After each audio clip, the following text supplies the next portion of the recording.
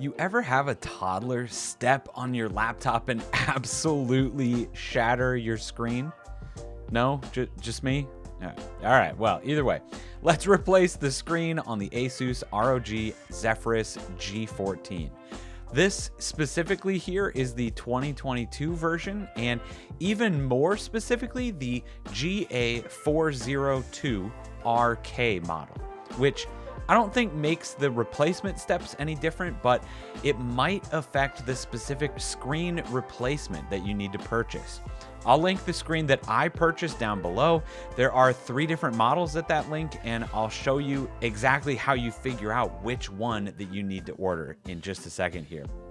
Now, while I take out all 11 screws on the bottom of this laptop, I just want to welcome you back to the Pixel Pub. I love helping people with their PCs here, so if you enjoy gaming, live streaming, content creating, or just hanging out in the pub with me, I'm glad that you're here. Cheers. All right, now ideally you've let the battery run down here before doing this just to minimize the chances of anything happening, but we're going to disconnect the battery once we get in here anyways, just to help with that. So once we've confirmed that we're not going to accidentally turn this thing back on while it is in pieces, we're going to take out the screws on the hinges. This is essentially going to separate the 2 halves of the screen and the rest of the laptop.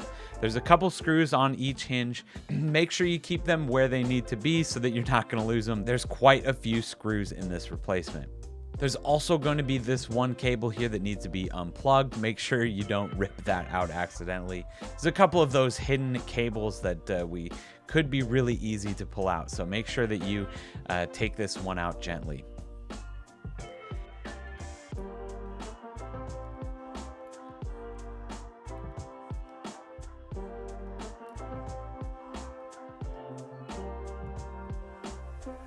Now, this is the part that probably takes the most time. We have to slowly work around the entire screen and try not to break any of these plastic clips or this super thin, flimsy little bezel around the screen. And of course, we're not done once we finally get that off. Now comes the glue. If you want to make this a little bit easier, some glue dissolver. I know that iFixit has a really great adhesive removal kit. I would recommend something like that.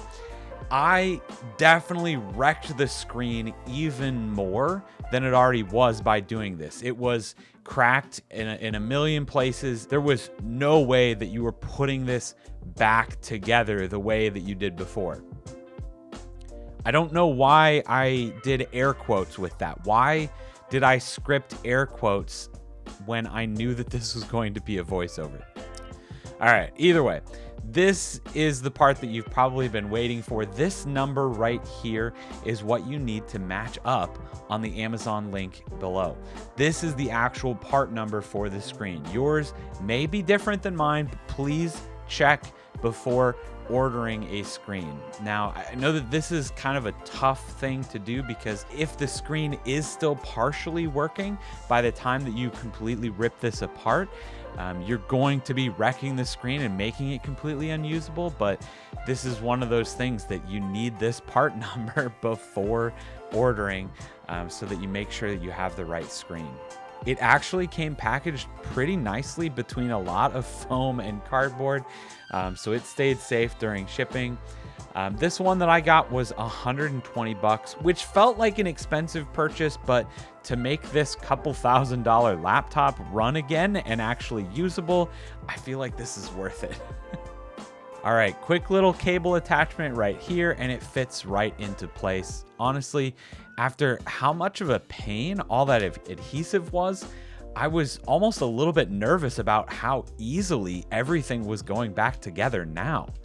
All you have to do is go in reverse and plug the cables back in, screw the hinges back on and in place with, make sure you get the right screws.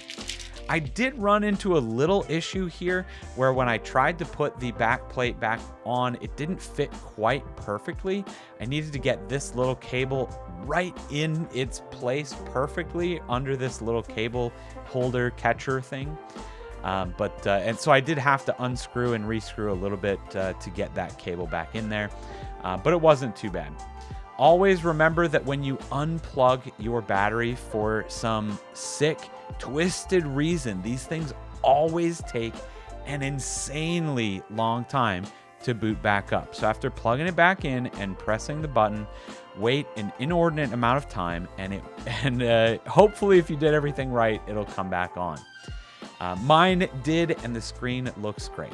That is how you replace the screen on an Asus ROG Zephyrus G14. Now, I've also have videos on how to replace the battery as well as upgrade the RAM in this machine as well. If you want to check out any of those videos. Either way, thanks for watching. We'll see you in the next one. Cheers.